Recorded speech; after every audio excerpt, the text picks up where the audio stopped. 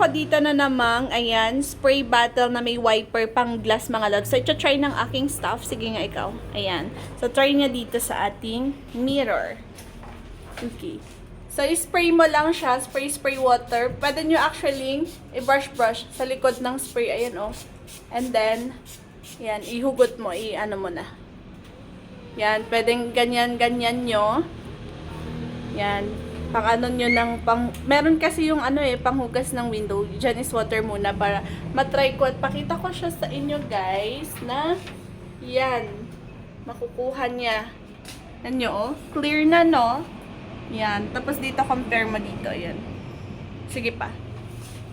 Yan. So, sa mga may gusto na to, i-check out nyo to sa yellow basket natin. Ayan. Yan yung gusto ko dito Meron kami nitong isa Kaya alam ko na na maganda siya gamitin.